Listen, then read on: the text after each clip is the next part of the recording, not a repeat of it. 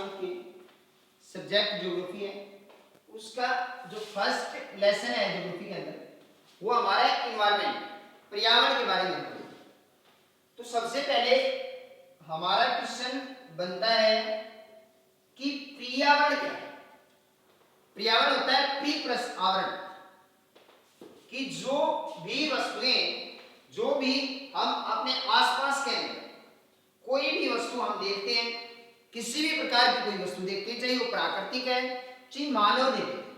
प्राकृतिक वस्तुएं वो होती हैं जो हमें गॉड गिफ्ट प्राप्त हुई, और मानव निर्मित वस्तुएं वो होती हैं जो हमने क्या किया है कि प्राकृतिक वस्तु को संशोधित करके अपने उपयोग के लिए उन वस्तुओं का निर्माण किया। वो सभी प्राकृतिक और मानव निर्मित वस्तुएं जो हमें चारों ओर से घेरे हुए, दैट इज कॉल्ड एनवायरनमेंट। इसी को क्या कहा जाता है, पर्यावरण कहा जाता है। ठीक है, वैसे पर्यावरण के अंदर क्या क्या शामिल हो सकता है, हमारे पेड़ पौधे हैं, हमारे पहाड़ हैं, हमारे किसी भी प्रकार की कोई बिल्डिंग्स हैं जो मानव ने बनाई, किसी प्रकार का कोई घास सतल है, किसी भी प्रकार के कोई जीव जंतु है, उस सभी किसी के अंदर क्या शामिल किए जाते हैं, पर्यावरण के अंदर शामिल किए जाते हैं। ठीक है, और ये पर्यावरण चाहे वो जीवित और अजीवित, उनके अंदर उनके लिए क्या है, बहुत ही आवश्यक है। पर्यावरण कितने प्रकार का होता है, हम बात करते हैं पर्यावरण। पर्यावरण मुख्य रूप से अगर देखा जाए तो एक होता है प्राकृतिक पर्यावरण, प्राकृतिक पर्यावरण, और एक होता है मानव निर्मित पर्यावरण,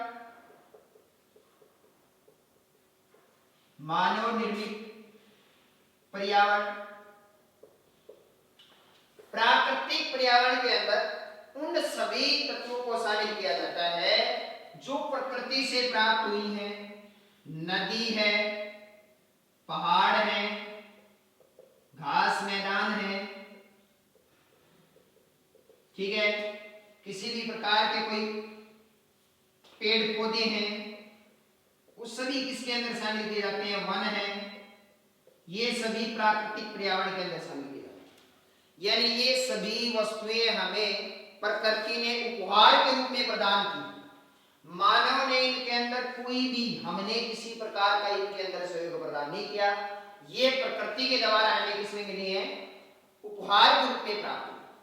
इसके बाद आता है मानव निर्मित पर्यावरण। मानव निर्मित पर्यावरण क्या था कि हमें तकनीकी का इस्तेमाल किया, तकनीकी का उपयोग हुआ, और तकनीकी का उपयोग के द्वारा हमने क्या किया, इनके अंदर संशोधन किया। इनके अंदर खनिज भी हो सकते हैं, ठीक है, और इनके उपयोग के द्वारा हमें अपने सुविधाओं के लिए जिन वस्तुओं का निर्माण किया, जैसे हमारे मकान हैं, गाड़ियां हैं, किसी भी प्रकार का कोई विद्यालय है, जैसे हमारा विद्यालय है, ये मानव निर्मित पर्यावरण के अंदर शामिल किए जाते हैं। आप अपने आसपास वो सभी तत्व जो देखते हैं जो हमने स्वयं बनाए हैं, वो प्राकृतिक मानव निर्मित पर्यावरण के अंदर शामिल किए जाते हैं। एक होता है मानवीय पर्यावरण। मानवीय पर्यावरण क्या होता है कि जो मानव ने बनाया, पुरातन समय में आप देखते होंगे, अपने दादाजी से दादी जी से पूछेंगे कि पुरातन समय में हमारे पास पैसा नहीं होता, तो हम जब भी किसी व्यक्ति के पास से कोई वस्तुएं लेते थे तो एक होती थी वस्तु विनिमय पद्धति, वस्तु विनिमय पद्धति। यानी वस्तु विनिमय पद्धति के अंदर क्या किया जाता था कि हम कोई वस्तु उनको देते थे जो उनको उपयोग में ला सकते थे। कोई दूसरा व्यक्ति जो अपने उपयोग के लिए किसी वस्तु की उसको आवश्यकता है और वो वस्तु हमारे पास है, तो हम उसको वो वस्तु दे देते थे और अन्य वस्तु उससे ले लेते। जैसे मैं आपको बताता हूं, छोटा सा एग्जांपल आपके घर पे ही देखता हूं कि आपके पास क्या है, घी है, और आपको क्या चाहिए, गेहूं चाहिए, गेहूं चाहिए, तो आप क्या करेंगे, इसको घी दे देंगे और इससे गेहूं ले लेंगे।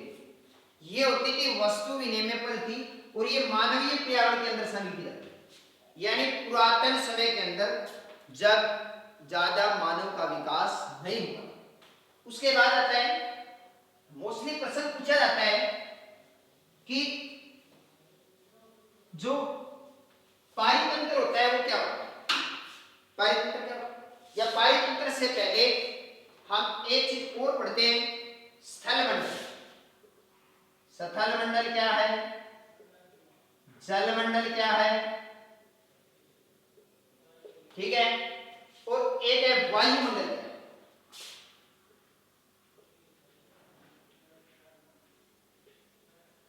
सतल मंडल, जल मंडल, वायुमंडल, और इन तीनों से मिलकर बनता है जैव मंडल। ठीक है, स्थल मंडल के अंदर शामिल किया जाता है पहाड़, मैदानी भाग, घास के मैदान, जो आप ऊपर वाला भाग देखते हैं, अपने खेत खलिहान देखते हैं, वो स्थल मंडल के अंदर शामिल किया जाता है। ठीक है, जहां मानव रहता है स्थल मंडल होता है। जल मंडल जिसके अंदर नदियां हैं, समुद्र है, किसी भी प्रकार का कोई तालाब है, वो जल मंडल कहलाता है। जहां जल की मात्रा को दर्शाया जाता है, जल मंडल कहलाता है। इसके अंदर भी क्या होता है, छोटे छोटे जीव जंतु निवास करते हैं। एक होता है वायुमंडल जिसके अंदर गैसें पाई जाती हैं, सभी प्रकार की गैसें पाई जाती हैं, ऑक्सीजन है, नाइट्रोजन है, CO2 है, मीथेन है, आर्गन है, ठीक है, किसी भी प्रकार की गैस है उसके अंदर पाई जाती है।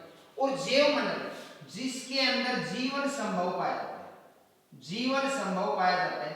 अगर ये सारी बातें हो जाएंगी ना, जल मंडल, वायुमंडल, स्थल मंडल होगा तो जीवन संभव होगा, और जैव मंडल पाया जाएगा जो हमारे इन्वायरमेंट को जीव मंडल भी कह सकते हैं आप, या जीव मंडल वो होता है जिसमें जीवन की अनुकूल परिस्थितियां पाई जाती है।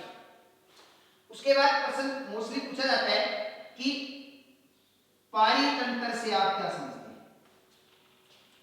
पारितंत्र क्या होता है कि समस्त जो जीवधारी, समस्त जीवधारी, जीवधारी होता है बेटा जीवधारियों, समस्त जीवधारी जिसके अंदर जीवन पाया जाता है, जैसे हम हैं, पशु हैं, पशु पक्षी हैं, ठीक है, ये सभी जीवधारी के अंदर पाए जाते हैं। सभी समस्त जीवधारियों का आपस में, सभी जीवधारियों, समस्त जीवधारियों का आपस में एक दूसरे के ऊपर आश्रित होना, एक दूसरे पर आश्रित होना पारितंत्र कहलाता है, पारितंत्र कहलाता है। ठीक है, ये छोटे प्रश्न में पूछा जा सकता है। उसके बाद है कि ये सभी चीजें क्या होती है इसके अंदर शामिल की जाती है, पारितंत्र के अंदर ये सारी चीजें शामिल की जाती है, जल मंडल, स्थल मंडल, वायुमंडल, जैव मंडल। ठीक है, अब इसके बुक्स के पीछे एनसीईआरटी के प्रश्न बचते हैं। ठीक है, आपने एनसीईआरटी के जो क्वेश्चन है उनके बारे में समझने का प्रयास करना है, कंप्लीट लेसन है उसको रीड करने का प्रयास करना है। उसके बाद कोई समझ नहीं आता है तो आप कमेंट बॉक्स के अंदर अपनी क्यूरी को डाल सकते हैं।